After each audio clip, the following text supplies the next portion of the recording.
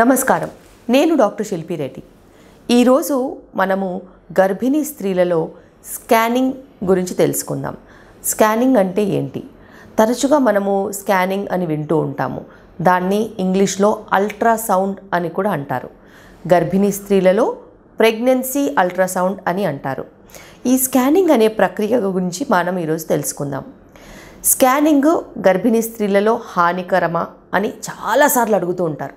నేను ఒకటి చెప్తాను.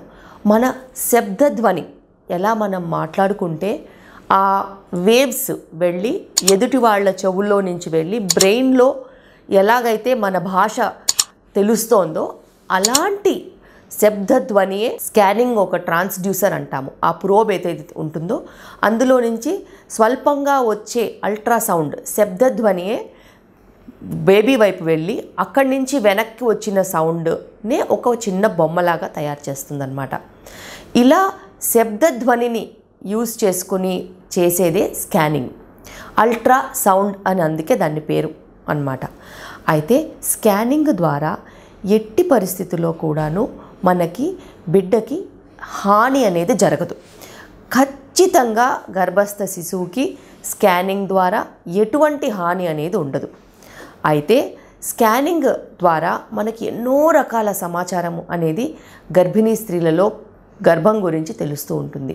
అది ఈ మధ్య కాలంలో మనకి ఒక మంచి డెవలప్మెంట్ కింద వచ్చింది.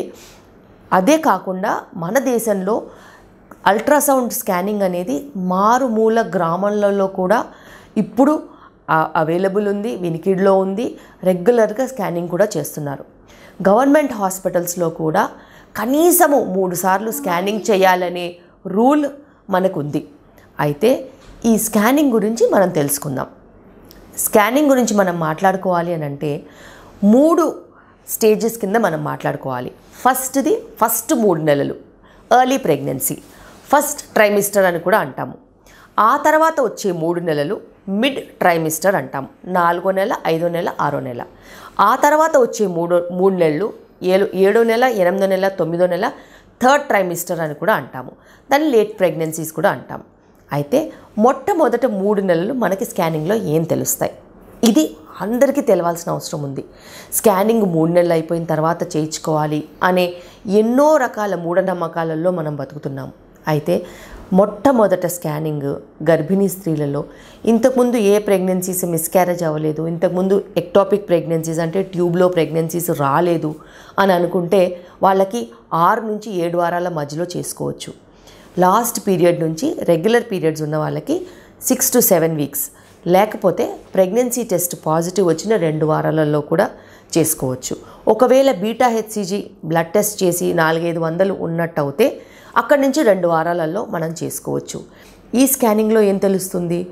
గర్భంలో ప్రెగ్నెన్సీస్ 1 ఉన్నాయా, 2 ఉన్నాయా, లేక అంతకంటే ఎక్కువ ఉన్నాయా? గర్భంలో ప్రెగ్నెన్సీలో హార్ట్ బీట్ ఉందా? యోక్ శాక్ అంటాము, ఫీటల్ పోల్ అంటాము, బేబీ సైజ్ అంటాము. అది హార్ట్ బీట్తో సహా ఉందా లేదా? ఎందుకంటే 6 నుంచి 7 వారాల మధ్యలో చిన్నగా హార్ట్ బీట్ కనిపించే అవకాశం ఉంటుంది. అది వచ్చిందా రాలేదా? అదే కాకుండా మనకి ప్రెగ్నెన్సీ అసలు యూట్రస్లో ఉందా, గర్భంలో ఉందా లేదా అనేసి, గర్భాశయంలో ఉందా లేదా అనేది కూడా మనకి ఆ సమయంలో ఖచ్చితంగా కనిపించాలి.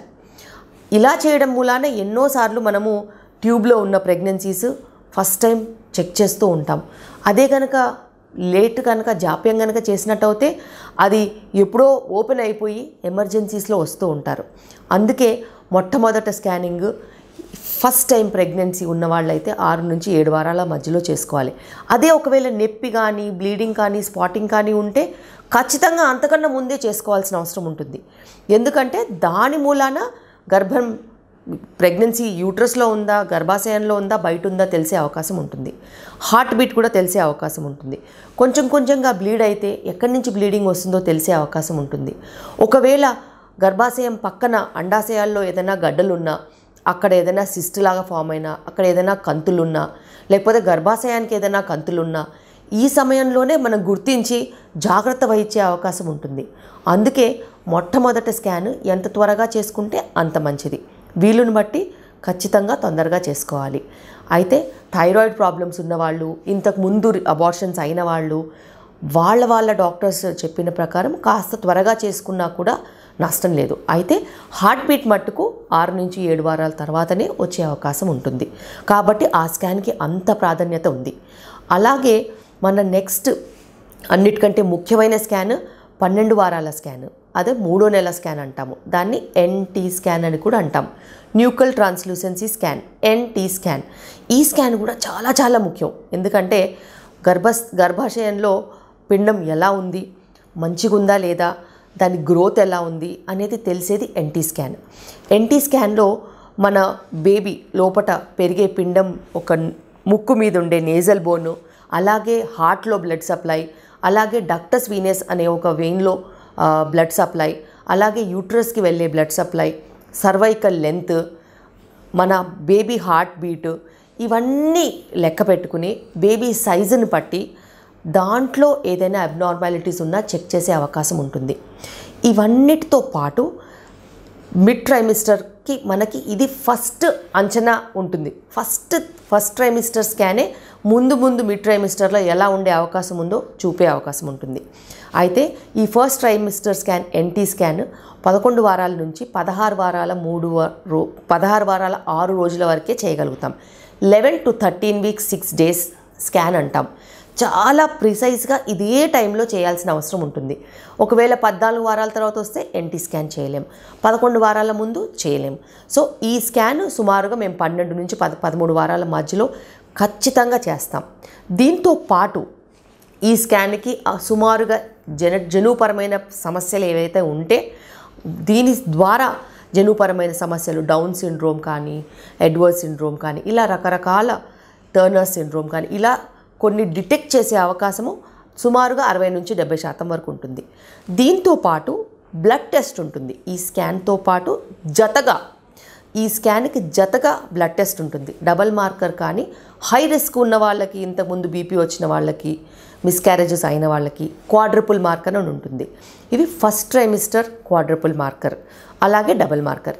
ఇందులో రెండిట్లో ఏదైనా ఒకటి చేసి ఆ స్కాన్ వాల్యూ స్కాన్ చేసిన రోజు ఈ బ్లడ్ టెస్ట్ చేసి సుమారుగా ఒక 3 రోజుల నుంచి వారం రోజుల లోపు రిపోర్ట్ వస్తుంది. ఇలా ఇది జతగా చేసినప్పుడు NT plus double marker or NT quadruple marker కలిపి చేసినప్పుడు జెనెటిక్ అబ్నార్మాలిటీస్ని కనుక్కునే శాతము 95% నుంచి 97% వరకు కనుక్కునే అవకాశం ఉంటుంది. వీటన్నిటితో పాటు ఇంత త్వరగా ఈ ప్రెగ్నెన్సీలో బీపీ వచ్చే అవకాశం ఉందా, బేబీ వెయిట్ తక్కువ ఉండే అవకాశం ఉందా, ముందస్తుగా ఏదైనా ప్రీటర్మ్ డెలివరీ అయ్యే అవకాశం ఉందా, అలాగే జన్యుపర లోపాలు, ఎన్నో విషయాలు ఈ స్కానింగ్లో కనుక్కునే అవకాశం ఉంటుంది. అయితే చాలాసార్లు ప్రజలు మోసపోతారు. ఒక దగ్గర స్కానింగ్ అవుతుంది, ఒక దగ్గర బ్లడ్ టెస్ట్ అవుతుంది. స్కానింగ్ రిపోర్టు బ్లడ్ టెస్ట్కి తెలియదు, బ్లడ్ టెస్ట్ రిపోర్టు స్కానింగ్కి తెలియదు. అలాంటప్పుడు మనకి 60 నుంచి 70% మించి జన్యుపరమైన సమస్యలు కనుక్కోలేము. చిన్న బేబీస్ పుట్టే అవకాశం ఉందా, ప్రీటర్మ్ బేబీస్ అయ్యే ఛాన్సెస్ ఉన్నాయా, ముందస్తుగా జననాలు, అదే కాకుండా బీపీ వచ్చే అవకాశం, ప్రీ ఎక్లాంప్సియా అవకాశాలు ఉన్నాయా, ఇలాంటివి కనుక్కునే అవకాశం ఉండదు. ఎక్కడైతే ఫీటల్ మెడిసిన్ సెంటర్స్ ఉంటాయో అక్కడ 2 ప్రక్రియలు స్కానింగు బ్లడ్ టెస్ట్ కలిపి గనక రిపోర్ట్ ఇచ్చినట్టు అయితే అది చాలా చాలా ముఖ్యంగా ఎన్నో రకాల ప్రెగ్నెన్సీస్, హై రిస్క్ ప్రెగ్నెన్సీస్ని ముందస్తుగా ఐడెంటిఫై చేసి ఆ సమయంలోనే ట్రీట్మెంట్ తీసుకున్నట్టు అయితే, కొన్ని మందులు స్పెషల్గా పెట్టుకున్నట్టు అయితే ఇవన్నిటి నుంచి తప్పించుకోవచ్చు.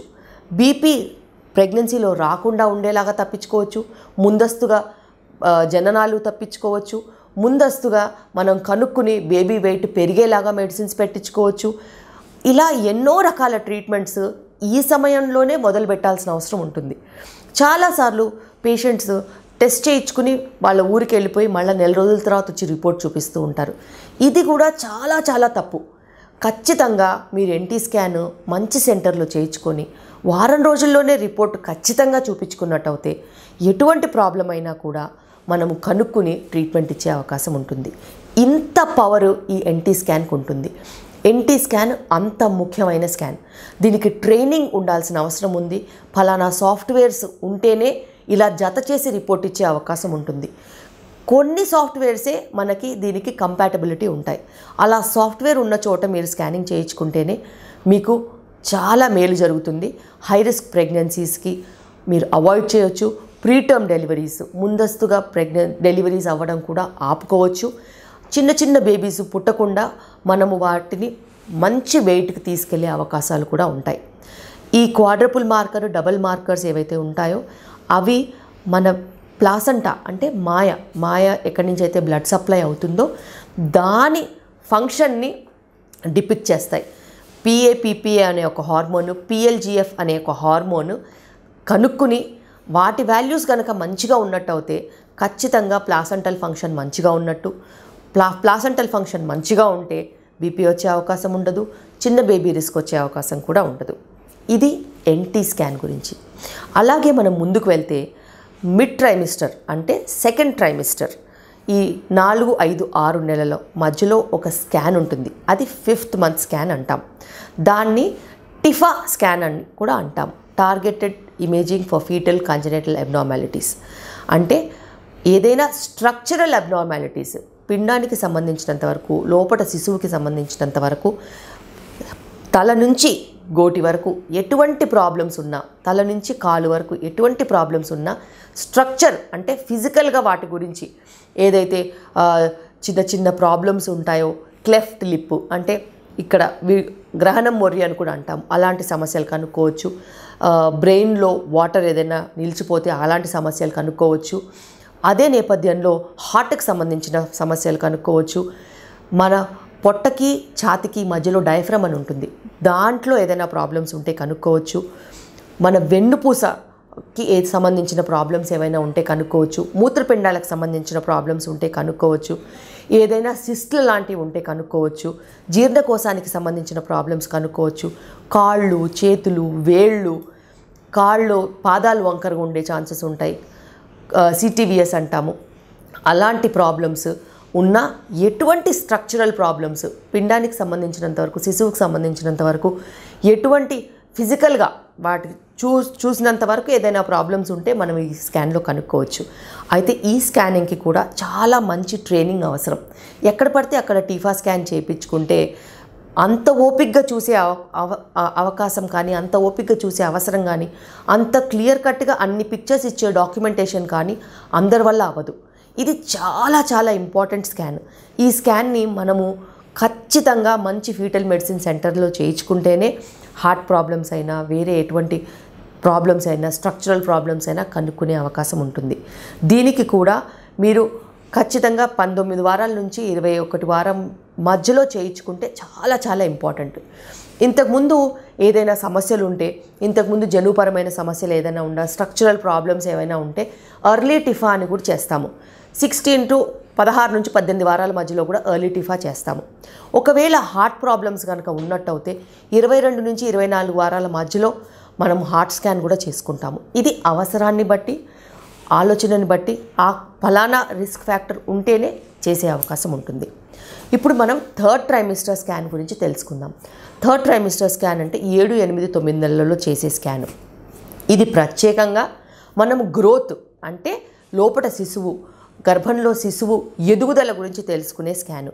ఇందులో ఖచ్చితంగా మనము తల ఒక ప్రమాణాలు, బైపారైటల్ డయామీటర్, దాని తర్వాత BPD diameter and occipito frontal diameter, వీటన్నిటితో పాటు ఛాతి దగ్గర, పొట్ట దగ్గర డయామీటర్స్, అబ్డామినల్ సర్కంఫరెన్స్, అదే కాకుండా పెద్ద బోన్స్, ఫీమర్ బోను, హ్యూమరస్ బోను, ఇలా కొన్ని బోన్స్ మనం మెజర్ చేసుకుని దానితో వెయిట్ ఆఫ్ ద బేబీ అంటే లోపల శిశువు యొక్క బరువు అనేది అనలైజ్ చేస్తాము.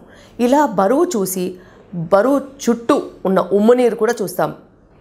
లోపల గర్భస్థ శిశువు చుట్టూ ఉన్న ఉమ్మనీరు లెక్కలు, గర్భంలోకి వెళ్ళే బ్లడ్ సప్లై, అలాగే లోపల శిశువు లోపల వెళ్ళే బ్లడ్ సప్లై, మనము ఏదైతే పేగు ఉంటుందో ఆ పేగులో బ్లడ్ సప్లై, అలాగే శిశువు తలలో ఉండే మెయిన్ మిడిల్ సెరిబ్రల్ ఆర్టరీ అంటాము, దాని బ్లడ్ సప్లై, వీటి రేషియోస్, అలా రక్త ప్రసవన అనేది సరిగ్గా జరుగుతుందా లేదా అనేది చూస్తూ ఉంటాం. ఇలాంటి స్కాను సుమారుగా 28 వారాల నుంచి 30-32 వారాల మధ్యలో చేస్తాం. ఇది 8వ నెల స్కాన్ అని కూడా అంటారు, 7వ నెల 8వ నెల స్కాన్ అని కూడా అంటారు. 5వ నెల తర్వాత ఈ స్కానే ఉంటుంది. ఈ స్కాన్లో గర్భస్థ శిశువు బరువు, దాంతోపాటు ఉమ్మనీరు, దాంతోపాటు రక్త ప్రసారము, దాంతోపాటు ఎంత బాగా గ్రోత్ అనేది ఉంటుంది అనేది కూడా తెలుస్తుంది. దీంట్లో బేబీ పొజిషను హెడ్ కిందికి ఉందా లేదా, మాయ ఎక్కడ ఉంది, మాయ పొజిషను, ఇలాంటి ఎన్నో రకాల విశేషాలు మనకు తెలుస్తూ ఉంటాయి. దాన్ని బట్టి మన గ్రోత్ అనేది ఎలా అవుతుందో మనకు తెలిసే అవకాశం ఉంటుంది. గ్రోత్ సరిగ్గా ఉన్నప్పుడు మళ్ళీ డెలివరీకి ముందు ఒకసారి చేసుకుంటే సరిపోతుంది. ఒకవేళ గ్రోత్ సరిగ్గా లేని పక్షంలో, లేకపోతే 2 శిశువులు ఉన్న పక్షంలో ట్విన్స్ అంటూ ఉంటాము, ట్రిప్లెట్స్ అంటూ ఉంటాము. అలాంటి పరిస్థితుల్లో గర్భం ఎలా పెరుగుతుంది అనేది ఖచ్చితంగా చెప్పలేము. స్కాన్ చేస్తే తప్పితే 2 శిశువులు కానీ 3 శిశువులు కరెక్ట్గా పెరుగుతున్నారో లేదో చెప్పలేము. అలాంటి పరిస్థితుల్లో కొంచెం 2 వారాలకు ఒకసారి, అప్పుడప్పుడు వారానికి ఒకసారి కూడా చూసుకోవాల్సిన అవసరం ఉంటుంది. అయితే ఉమ్మనీరు కనుక కరెక్ట్గా లేనప్పుడు కూడా కొంచెం తరచుగా చూసుకునే అవకాశం ఉంటుంది. రక్త ప్రసారం అంటే blood flow, middle cerebral artery కానీ, యూట్రైన్ ఆర్టరీ కానీ, లేకపోతే అంబలికల్ ఆర్టరీలో కానీ బ్లడ్ సప్లై సరిగ్గా లేని పక్షంలో కూడా కొంచెం త్వరగా చూసుకునే అవకాశం అనేది ఉంటుంది. అయితే ఇవన్నిట్లో దేంట్లో కూడా హెచ్చుతగ్గులు ఉన్నప్పుడు మనం ఏం చేయాలి, మనం ఎలా ట్రీట్మెంట్ ఇవ్వాలి, ఎలా బేబీని నార్మల్ డెలివరీ వైపు తీసుకెళ్ళాలి అనే ప్రశ్నకి వీటన్నిటి దగ్గర సమాధానం ఉంటుంది. స్కానింగ్ కూడా చేసేది అందుకే. ఎలాంటి పరిస్థితుల్లో ఏ టైంలో కరెక్ట్గా డెలివరీ చేస్తే నార్మల్ అవుతుంది అనేదాన్ని గైడ్ చేయడానికి, అనేదాన్ని మనం వివరంగా తెలుసుకోవడానికే స్కానింగ్ ఉంటుంది. ఒకవేళ షుగర్ కనుక ఉన్నట్టయితే అలాంటప్పుడు లోపట పిండం వెయిట్ అనేది ఎక్కువగా ఉండే అవకాశం ఉంటుంది. అది ఏ పర్సెంటైల్లో ఉందా, 80 ఉందా, 90 ఉందా, ఎక్కువ ఉందా, అలా షుగర్ కంట్రోల్ చేసినప్పుడు అది కంట్రోల్ అవుతుందా లేదా, వెయిట్ మళ్ళీ నార్మల్కి వస్తుందా లేదా. ఒకవేళ బీపీ ఉన్నప్పుడు, బేబీ చిన్న వెయిట్గా ఉన్నప్పుడు మనం తీసుకునే ఆహారం, మనం తీసుకునే మెడిసిన్స్, మనం తీసుకునే బీపీ కంట్రోల్ వల్ల బేబీ వెయిట్ పెరుగుతుందా లేదా, ఇవన్నీ కూడా మనకి గ్రోత్ స్కాన్లోనే తెలుస్తాయి. చాలా చాలా ఇంపార్టెంట్ గ్రోత్ స్కాన్. ఇలాంటప్పుడు మనం ఓపిక్గా స్కానింగ్ రిజల్ట్స్ని బట్టి నెక్స్ట్ ఏంటిదో ప్లాన్ చేసుకునే అవకాశం ఉంటుంది. అలా మల్టిపుల్ ప్రెగ్నెన్సీస్లో స్కానింగ్ ఒకటే దారి మనం ముందుకు వెళ్తుందా లేదా, ప్రెగ్నెన్సీ జాగ్రత్తగా ఉందా, మంచిగా ఉందా లోపల తెలియడం కోసం. సో ఇలాగా ఫస్ట్ నుంచి లాస్ట్ వరకు ప్రెగ్నెన్సీలో స్కానింగ్ అనేది ఎంతో ఇంపార్టెంట్. అది ఫస్ట్ ట్రైమిస్టర్ అయినా, సెకండ్ ట్రైమిస్టర్ అయినా, థర్డ్ ట్రైమిస్టర్ అయినా. ఇంత ఇంపార్టెంట్ స్కానింగ్ గురించి చిన్న విషయంగా క్లుప్తంగా చెప్పాల్సిన అవసరం ఉంది. ఎందుకంటే స్కానింగ్ వల్ల ఎటువంటి హాని లేదు. హాని ఉన్నవి ఏవి గర్భిణీ స్త్రీలలో చెయ్యబడవు. అదే కాకుండా దాంట్లో ఎంతో కొంత మంచి అనేది దాగి ఉంది. దాంతో అటు తల్లికి బిడ్డకి మధ్యలో ఉన్న బ్లడ్ సప్లై, సేఫ్టీ జోను, ఇవన్నీ కూడా మనకు తెలిసే అవకాశం ఉంటుంది. ఇదే నేను చెప్పదలుచుకున్న స్కానింగ్ గురించి. ఈ వీడియో నచ్చినట్టయితే లైక్, షేర్ అండ్ సబ్స్క్రైబ్ చేయండి. నా ఛానల్ని ఫాలో అవ్వండి.